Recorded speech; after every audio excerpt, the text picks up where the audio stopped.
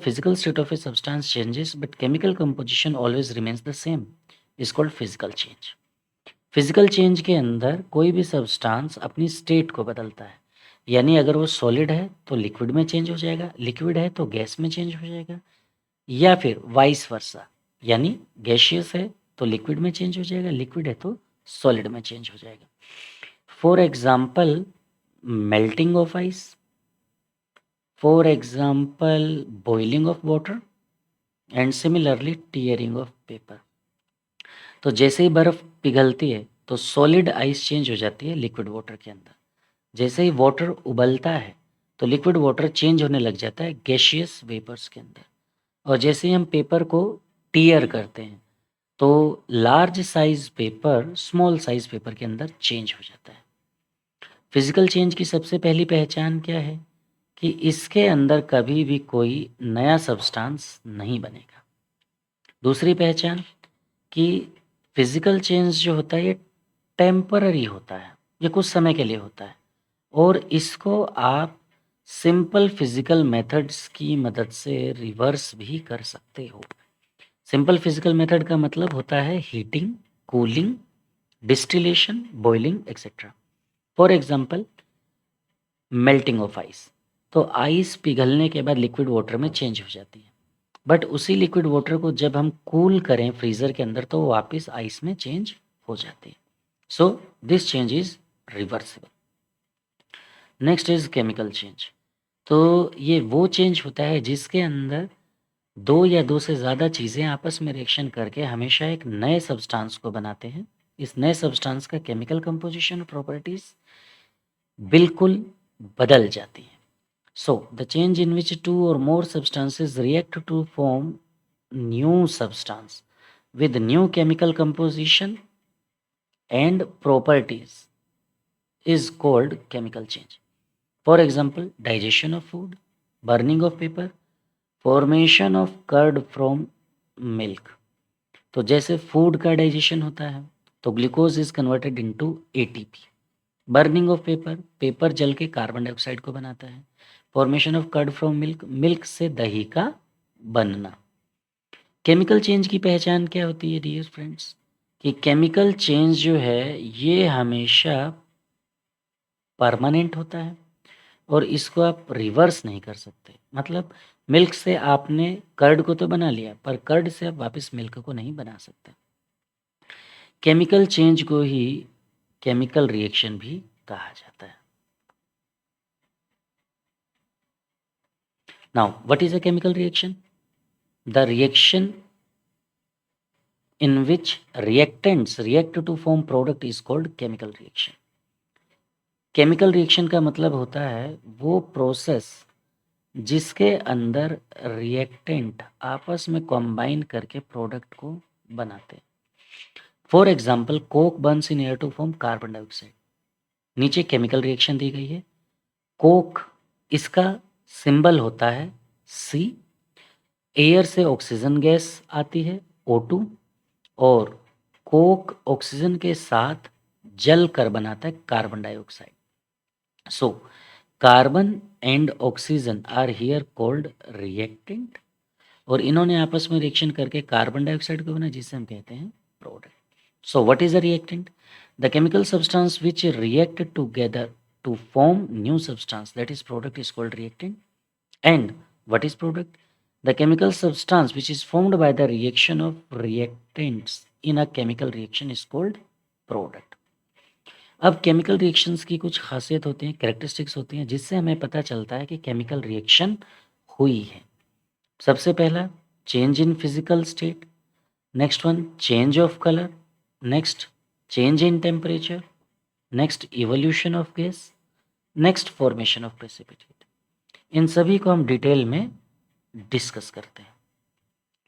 सो सबसे पहले change in physical state, यानी whenever a paper is burnt then solid state of paper changes to gaseous carbon dioxide. ये मैंने आपको अभी बताया कि जब कभी भी हम पेपर को जलाते हैं तो सॉलिड पेपर जो है वो राख के अंदर चेंज हो जाता है, यानी सिंपली कार्बन डाइऑक्साइड गैस के अंदर चेंज हो जाता है. चेंज ऑफ कलर, इसका एग्जाम्पल कि जब कभी भी हम किसी कील को कॉपर सल्फेट के एक्वस सॉल्यूशन में डालते हैं, तो कॉपर सल्फेट के एक्वस सॉल्यूशन का जो ब्लू कलर होता है, ये चेंज हो जाता है ब्राउन कलर के अंदर। ऐसा क्यों होता है? नीचे रिएक्शंस दी गई है कि iron react with blue color copper sulfate solution, due to which ferrous sulfate is formed and copper is deposited in the bottom, due to which brown color is obtained. Okay. Next is change in temperature. तो जब कभी भी हम acid को water में dilute करते हैं तो टेम्परेचर बढ़ता है, और अमोनियम क्लोराइड को जब हम पानी में डालते हैं तो टेम्परेचर घटता है। अब हमें कैसे पता चलेगा कि टेम्परेचर बढ़ रहा है या घट रहा है? तो जब एसिड को पानी में डाला जाता है तो कंटेनर को छूने पर वो कंटेनर हमें गर्म महसूस होता है। इससे पता चला कि टेम्परेचर बढ़ गया। और अमोनियम क्लोराइड को जब हमने वाटर में ऐड किया तो कंटेनर को छूने पर वो कंटेनर हमको ठंडा महसूस होता है, जिससे हमें पता चलता है कि टेम्परेचर गिर गया है। Evolution of A gas. अक्सर रिएक्शंस के अंदर गैस का इवोल्यूशन भी होता है, और ये बहुत ही इंपॉर्टेंट कैरेक्टरिस्टिक्स है किसी भी केमिकल रिएक्शन की। यहाँ पर आपको बताया गया है कि जिंक ग्रेन्यूल्स यानी जिंक मेटल के टुकड़ों को जब कभी भी हम हाइड्रोक्लोरिक एसिड के अंदर या सल्फ्यूरिक एसिड के अंदर डालेंगे तो जिंक सल्फेट बनता है और हाइड्रोजन गैस रिलीज होती है। सल्फ्यूरिक एसिड का फॉर्मूला है यहाँ पर H2SO4, और हाइड्रोजन के साथ में ये जो अपर एरो का निशान है, ये एरो किसी भी रिएक्शन के अंदर सिर्फ ये बताता है कि ये जिसके पास बना हुआ है वो एक गैस है, और ये गैस एटमॉस्फेयर के अंदर स्केप आउट हो चुकी है। Upper arrow is an indication of formation of a gas which releases in the atmosphere. Next, formation of precipitate. तो silver nitrate react with common salt to give precipitate of silver chloride. So silver nitrate का formula दिया गया है। Sodium chloride किसे कहते हैं? जो नमक हम लोग अपने खाने में खाते हैं या जिस नमक को रोज़ खाना बनाने के लिए यूज़ किया जाता है उसे हम कहते हैं कॉमन सोल्ट, और उसका फॉर्मूला होता है NaCl। तो सिल्वर नाइट्रेट सोडियम क्लोराइड के साथ रिएक्शन करके सोडियम नाइट्रेट को बनाता है, और सिल्वर क्लोराइड के वाइट प्रेसिपिटेट टेस्ट ट्यूब में बॉटम में सेपरेट आउट हो जाते हैं। Okay, now types of reaction. यहाँ पर मैंने 7 टाइप्स ऑफ रिएक्शंस के बारे में बताया है। इनके अलावा भी कई रिएक्शंस होती हैं। We shall discuss it later on. First one is combination reaction, another one is decomposition reaction, third one is displacement reaction, next one is double displacement reaction, precipitation reaction, neutralization reaction and redox reaction. इन्हें हम अभी discuss करते हैं individually. पहला है combination reaction. जैसा कि नाम से ही पता चलता है, इस रिएक्शन के अंदर रिएक्टेंट्स कंबाइन होते हैं ताकि वो प्रोडक्ट को बना सके। यानी the reaction in which reactant combine together to form product is called combination reaction. जिस तरीके से मैथ्स में दो चीज़ों को हम ऐड करके एक नई चीज़ को बनाते हैं, उसी तरीके से कॉम्बिनेशन रिएक्शन का दूसरा नाम होता है एडिशन रिएक्शन, और इससे हम सिंथेसिस रिएक्शन भी कहते हैं, क्योंकि इसमें हमेशा हमको एक न्यू सब्सटेंस का सिंथेसिस होता है। नीचे इक्वेशन दी गई है। कैल्शियम ऑक्साइड कार्बन डाइऑक्साइड के साथ रिएक्शन करके कैल्शियम कार्बोनेट को बनाता है। कैल्शियम कार्बोनेट को हम लाइमस्टोन भी कहते हैं। इसे मार्बल भी कहा जाता है। मार्बल का मतलब होता है संगमरमर का पत्थर। तो जो गुरुद्वारे होते हैं वो इसी कैल्शियम कार्बोनेट के बनाए जाते हैं। Next, decomposition reaction. नाम से ही पता चल रहा है, ये वो रिएक्शन होती है जिसके अंदर एक रिएक्टेंट डिकम्पोज होकर एक से ज़्यादा प्रोडक्ट्स को बनाता है। So the reaction in which a single reactant decompose to form more than one product is called decomposition reaction. Same ऊपर वाली रिएक्शन को हम नीचे एक्सप्रेस कर सकते हैं। यानी कैल्शियम कार्बोनेट को जब हम हीट करते हैं, ये जो यहाँ पर ट्रायंगल दिया गया है फ्रेंड्स, ये डेल्टा का सिंबल होता है जिसका मतलब होता है हीटिंग। तो कैल्शियम कार्बोनेट को हीट करने पर कैल्शियम ऑक्साइड और कार्बन डाइऑक्साइड बनती है और ये कार्बन डाइऑक्साइड एटमॉस्फेयर में एस्केप आउट हो जाती है। Next, displacement reaction. The reaction in which a more reactive metal displaces a less reactive metal is called displacement reaction. Simple शब्दों में डिस्प्लेसमेंट रिएक्शन के अंदर एक ज़्यादा रिएक्टिव मेटल अपने से कम रिएक्टिव मेटल को उसके सोल्ट में से डिस्प्लेस कर देती है।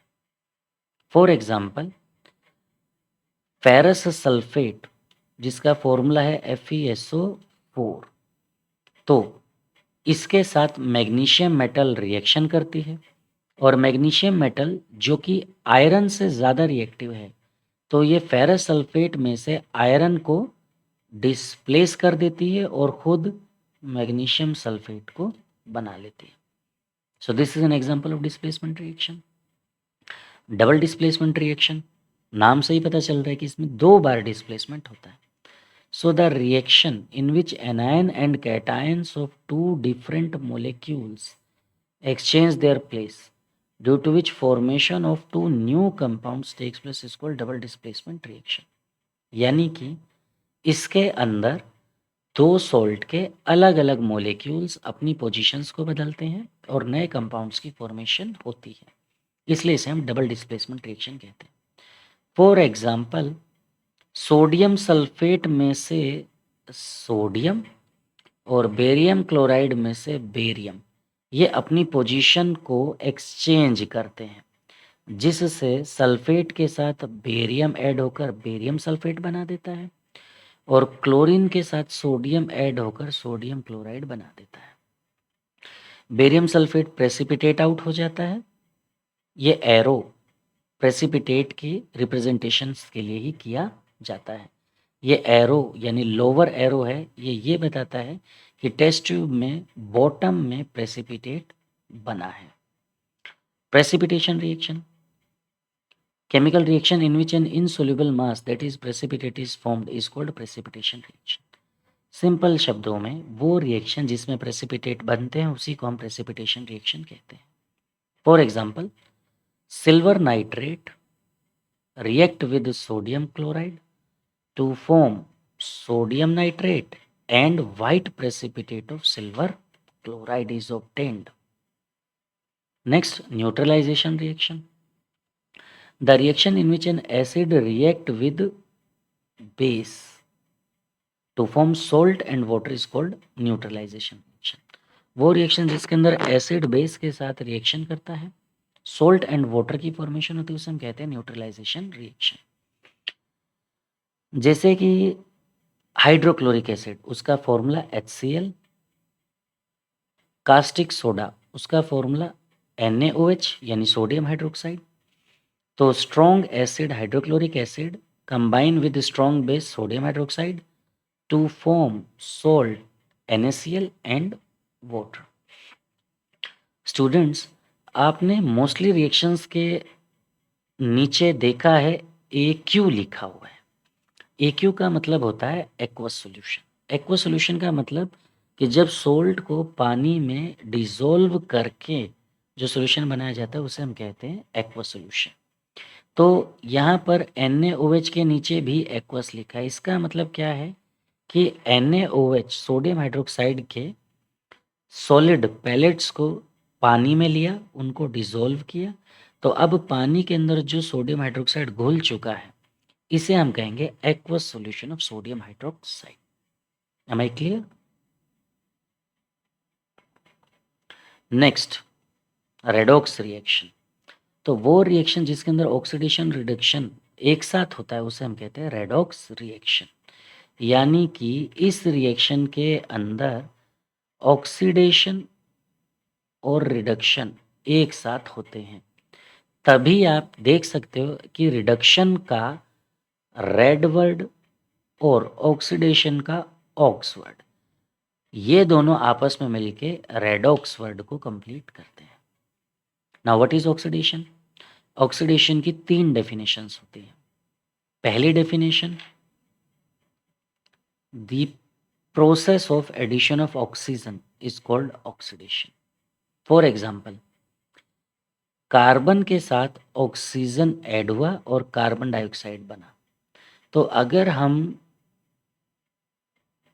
कार्बन और कार्बन डाइऑक्साइड को कंपेयर करें तो रिएक्टेंट साइड कार्बन में ऑक्सीजन नहीं था, बट प्रोडक्ट साइड कार्बन के साथ ऑक्सीजन कंबाइंड फॉर्म में क्लियर दिखाई दे रहा है। Next definition, the process of removal of hydrogen is called oxidation.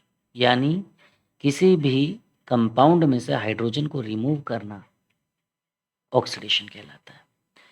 जैसे कि फॉर एग्जांपल वाटर, इस वाटर के अंदर आप देख सकते हो हाइड्रोजन और ऑक्सीजन दोनों प्रेजेंट है, पर जब वाटर को हमने इलेक्ट्रोलाइज किया तो इलेक्ट्रोलाइज करने पर हमने क्या देखा कि हाइड्रोजन गैस बनी और ऑक्सीजन गैस बन गई। तो रिएक्टेंट साइड अगर हम वाटर को देखें और प्रोडक्ट साइड अगर हम ऑक्सीजन को देखें तो ऑक्सीजन में से हाइड्रोजन का रिमूवल हो चुका है, इसी को हम कहते हैं ऑक्सीडेशन। थर्ड डेफिनेशन, इसे हम इलेक्ट्रॉनिक कंसेप्ट भी कहते हैं। The process of loss of electron is called oxidation. For example, sodium metal जिसका एटॉमिक नंबर 11 होता है, ये अपने एक इलेक्ट्रॉन को लूज करके सोडियम कैटायन के अंदर चेंज हो जाता है। कैटायन क्या होते हैं? ये आपके वो आयंस होते हैं जिन पर पॉजिटिव चार्ज पाया जाता है। तो जैसे सोडियम के ऊपर प्लस का चार्ज, इसलिए उसे हम कैटायन कहें। रिडक्शन, ऑक्सीडेशन का ऑपोजिट ही रिडक्शन होता है। तो पहली definition, the process of addition of hydrogen is called reduction. For example, hydrogen gas chlorine gas के साथ कंबाइन होकर हाइड्रोक्लोरिक एसिड गैस को बनाती है। तो रिएक्टेंट साइड आप देख सकते हो, क्लोरीन के पास हाइड्रोजन ऐड हो रहा है और आपका हाइड्रोक्लोरिक एसिड प्रोड्यूस हो रहा है, जिसमें क्लोरीन के साथ हाइड्रोजन साफ साफ दिखाई दे रहा है। Next definition, the process of removal of oxygen is called reduction. For example, magnesium oxide पे हाइड्रोजन का एडिशन हुआ और प्रोडक्ट साइड में आप देख सकते हो कि अब मैग्नीशियम के पास ऑक्सीजन नहीं है, यानी मैग्नीशियम ऑक्साइड में से ऑक्सीजन का रिमूवल हो चुका है। Third definition, the process of gain of electron is called reduction. For example, chlorine जो कि एक नॉन मेटल है, एटॉमिक नंबर 17, वो एक इलेक्ट्रॉन को गेन करती है और क्लोरीन एनायन बनाती है। तो व्हाट इज एनायन? ये वो आयन होता है जिस पर माइनस का चार्ज पाया जाता है। ओके स्टूडेंट्स, सो ऑक्सीडेशन रिडक्शन क्लियर है। नेक्स्ट आता है ऑक्सीडाइजिंग एजेंट। नाम से ही क्लियर है, ऑक्सीडाइजिंग एजेंट का मतलब वो सब्सटेंसेस जो ऑक्सीडेशन में मदद करते हैं। रिड्यूसिंग एजेंट, ये वो सब्सटेंसेस होते हैं जो रिडक्शन में मदद करते हैं। So oxidizing agent, the substance which help in oxidation are called oxidizing agent. Reducing agent, the substance which help in reduction are called reducing agent. अब ध्यान देने लायक बात यह है कि ऑक्सीडाइजिंग एजेंट जब कभी भी ऑक्सीडेशन को करता है तो उसका अपने आप में रिडक्शन होता है, और रिड्यूसिंग एजेंट जब कभी भी रिडक्शन को करता है तो उसका अपने आप में ऑक्सीडेशन होता है। तो ऑक्सीडाइजिंग एजेंट क्या है? जो ऑक्सीडेशन करवाता है लेकिन उसका अपने आप में रिडक्शन होता है। रिड्यूसिंग एजेंट क्या है? जो रिडक्शन करवाता है लेकिन उसका अपने आप में ऑक्सीडेशन होता है। स्कूल एग्जाम के अंदर, एनसीईआरटी बुक के अंदर आपको इस तरीके का क्वेश्चंस हमेशा दिया जाता है। एक केमिकल इक्वेशन दी जाती है और आपको कहा जाता है कि उसके अंदर बताओ ऑक्सीडेशन किसका हो रहा है।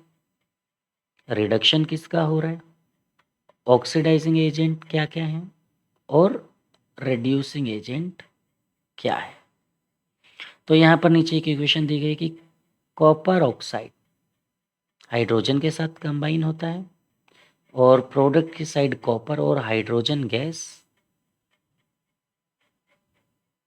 प्रोडक्ट की साइड वाटर बनता है, हाइड्रोजन गैस नहीं बनती। ये यहाँ पर थोड़ी सी मिस्टेक है friends. Okay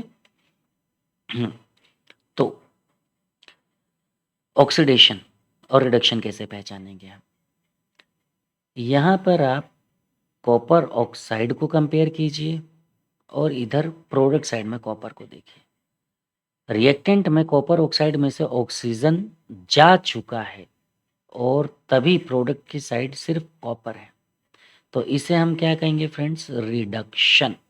removal of oxygen is also known as reduction. अब एक साइड अगर आपको पता चल गया रिडक्शन है तो दूसरी चीज ऑलरेडी अंडरस्टूड है कि वो क्या होगी, ऑक्सीडेशन। अब यहाँ पर आप रिएक्टेंट की साइड देखिए, हाइड्रोजन गैस है और इधर प्रोडक्ट की साइड मैंने आपको बताया वाटर है।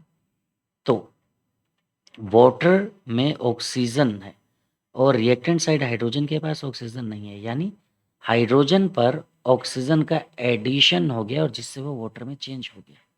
तो दिस इज नॉन ऑक्सीडेशन। तो मैंने ऑक्सीडेशन की साइड लिख दिया है कि हाइड्रोजन का ऑक्सीडेशन हो रहा है, रिडक्शन की साइड लिख दिया है कॉपर ऑक्साइड का होता है। अभी अभी मैंने आपको बताया फ्रेंड्स कि ऑक्सीडाइजिंग एजेंट क्या होते हैं, जो ऑक्सीडेशन को करवाते हैं लेकिन उनका अपने आप में रिडक्शन होता है। तो इसलिए ऑक्सीडाइजिंग एजेंट क्या बन गया, कॉपर ऑक्साइड। और अभी अभी आपको बताया था कि रिड्यूसिंग एजेंट क्या होते हैं, कि जो रिडक्शन को करवाते हैं लेकिन उनका अपने आप में क्या होता है, ऑक्सीडेशन। सो इसलिए रिड्यूसिंग एजेंट क्या हो गया, hydrogen gas. Okay students, I hope इस तरीके से आप किसी भी केमिकल रिएक्शन के अंदर oxidation, reduction, oxidizing agent, reducing agent इनको पहचान सकते हैं। Well that's all for the today. I hope you learned all. Thanks sir.